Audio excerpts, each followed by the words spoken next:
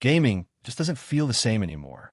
What was once an industry built on passion, creativity, and unforgettable memories has now turned into a factory line of copy-paste garbage, battle passes, overpriced skins, live service nightmares, and forced online systems.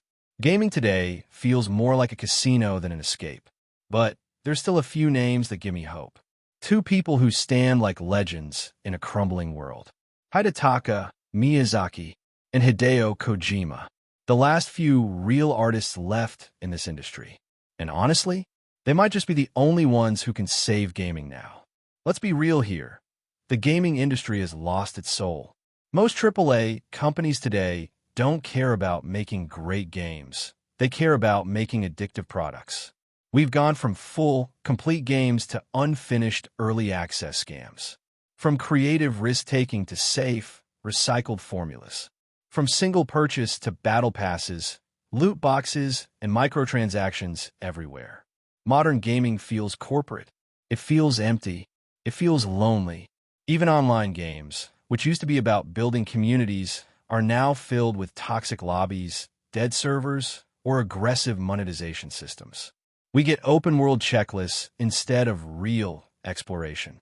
We get generic dialogue choices instead of meaningful stories. We get remakes and remasters instead of fresh ideas. And when every game looks, feels, and plays the same, what's the point anymore? This is where Hidetaka Miyazaki comes in. Miyazaki is the creative genius behind From Software's masterpieces like Dark Souls, Bloodborne, Sekiro, and Elden Ring.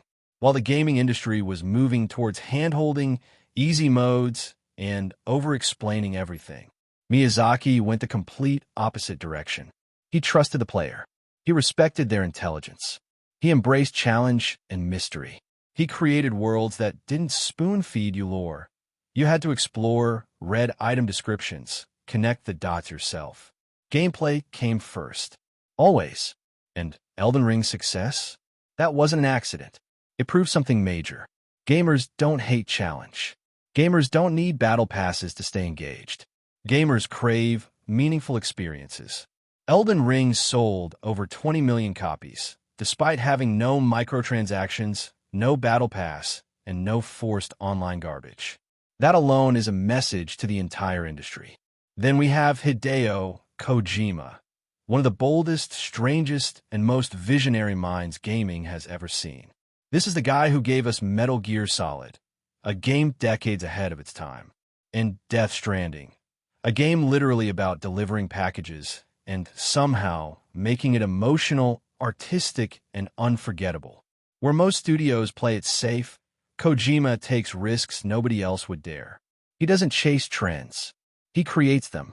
His stories blend film, politics, philosophy, and bizarre humor all into one insane package. And yet it works. Kojima treats games like cinema, like poetry, like art.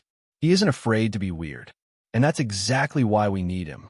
Miyazaki and Kojima don't care about chasing the mainstream.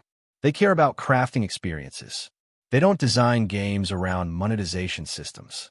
They design games around vision. They don't hold your hand. They challenge you. They don't treat players like customers. They treat them like adventurers.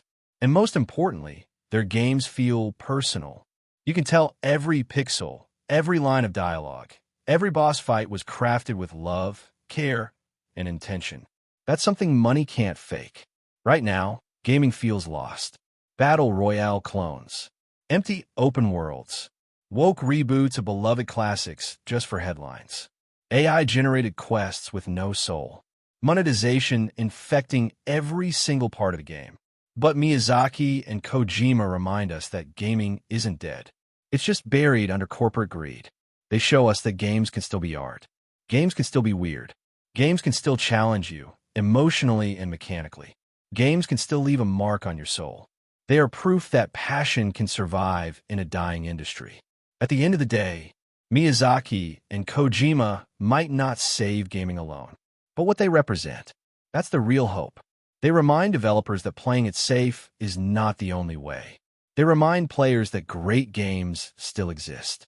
They remind the entire industry that vision and creativity will always outlast trends. Gaming was never supposed to be about loot boxes. Gaming was never supposed to be about battle passes. Gaming was never supposed to feel soulless. And as long as creators like Miyazaki and Kojima exist, there's still hope. Hope that one day, gaming will feel magical again. If you feel the same way, drop a like.